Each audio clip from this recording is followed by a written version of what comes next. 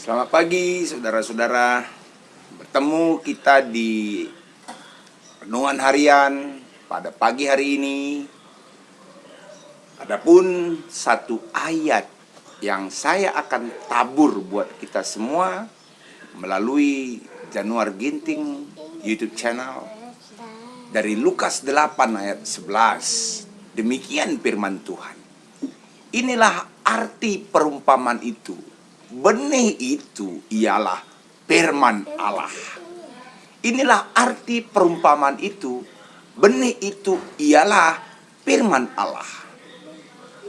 Saudaraku, di musim tanam padi, para petani mereka selalu mempersiapkan benih untuk ditabur, baik di sawahnya atau di ladangnya.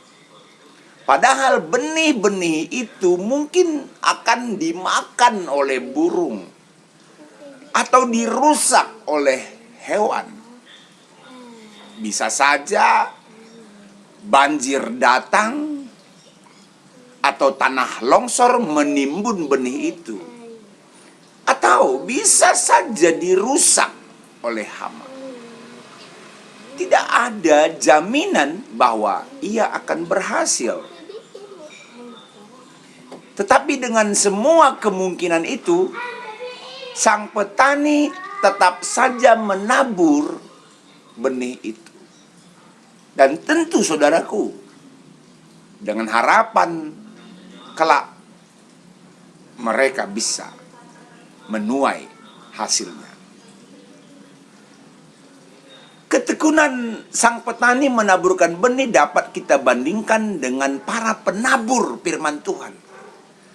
Ketika firman Tuhan itu ditaburkan, berbagai respon akan muncul, saudara. Itu sebagai pengalaman saya sebagai pelayan firman Tuhan, sebagai penabur firman, pernah merasakan hal sedemikian. Berbagai aneka ragam respon mereka ketika saya memberikan firman Tuhan di dalam hidupnya. Ada yang saya memberikan firman Tuhan melalui khotbah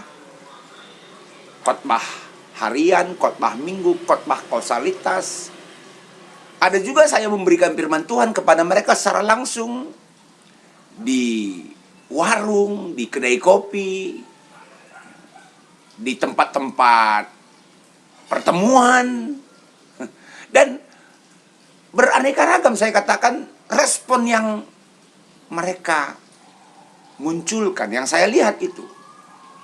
Nah, ada yang menyambut dengan sukacita, mengimani firman itu, dan kemudian menghidupkannya dalam kesehariannya. Seperti saudara tahu, ada dalam Lukas 8 ayat 4-15, bagaimana ketika seorang petani menaburkan benih, ya, benih itu bertumbuh, berakar, berbuah.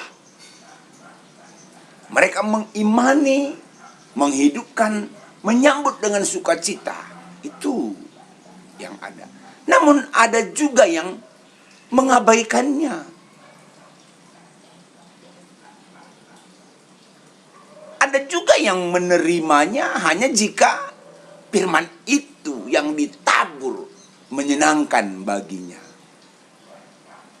Dan ini kebanyakan terjadi. Kita sebagai pelayan Tuhan sering terjerat dalam hal sedemikian, menyampaikan, menaburkan firman Tuhan kepada orang yang mau kita menyenangkan orang itu. Ya. Tetapi saudara-saudara, ada juga yang menerimanya. Ada yang menerimanya, namun tidak sungguh-sungguh menerima kuasanya. Sehingga saudara, firman Tuhan itu tidak berarti baginya. Ada yang dia datang dengan duka cita, mendengarkan firman Tuhan, pulang dengan duka cita. Ada yang datang dengan bermuka masam, mendengarkan firman Tuhan, pulang dengan bermuka masam. Tidak ada perubahan di dalam hidupnya.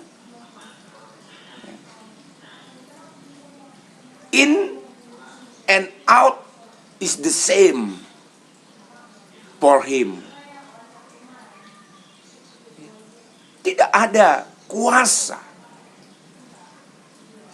Sehingga saudara-saudara, seringkali firman Tuhan mengatakan, orang yang menerima dan melakukan firman itu, dia sama seperti orang yang membangun rumah di atas batu. Yes. Dia akan menjadi kokoh. Firman Tuhan itu menjadi berkuasa dalam hidupnya. Mengubah hidupnya dengan penuh kebaikan. Begitupun kita seharusnya, walaupun ada beraneka ragam orang yang menyambut siraman firman, taburan firman yang kita lakukan semuanya. Saudara sebagai jemaat, saudara sebagai hamba Tuhan, saudara sebagai pendeta, sebagai pengerja dalam rumah ibadah Tuhan, dimanapun berada, walaupun beraneka ragam orang menyambut firman Tuhan, ada yang mau menerimanya dengan sukacita, ada yang menerima tapi tidak menghayatinya, ada yang biasa-biasa saja, ada yang bahkan menolak. Begitupun saudara saya katakan, kita sebagai anak-anak Tuhan, jangan berhenti menaburkan firman Tuhan. Jangan pernah berhenti menaburkan logos Injil Tuhan. Kenapa saudara? Karena kita harus percaya ada kuasa benih rohani, yaitu firman Allah. Yang penting kita dulu yang menaburkan firman Tuhan itu, yang menyampaikan firman Tuhan, bahwa firman Tuhan yang kita berikan punya kuasa yang luar biasa. Paling tidak itu mengubah diri kita, menguatkan diri kita. Kita harus mengimani, mengaminkan, dan menjalankannya di dalam hidup kita.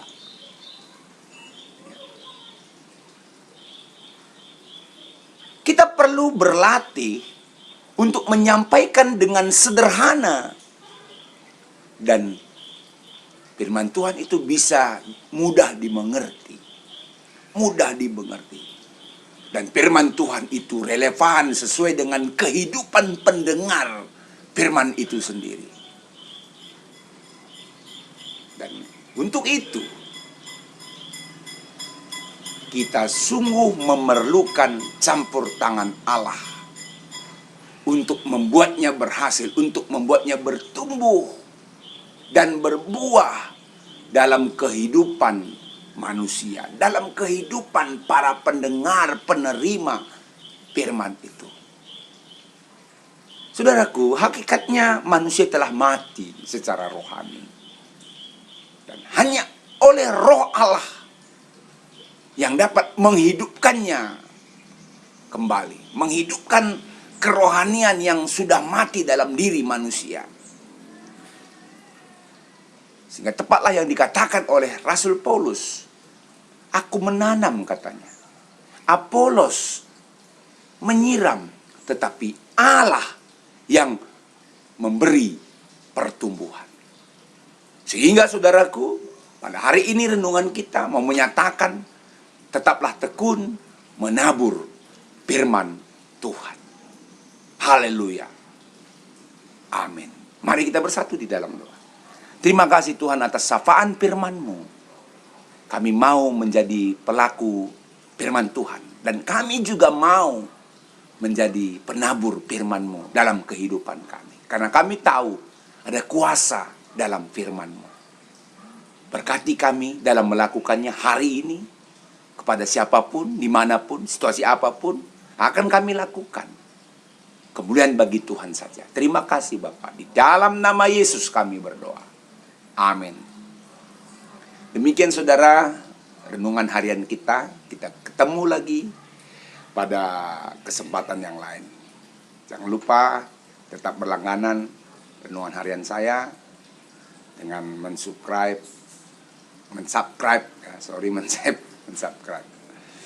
Terima kasih.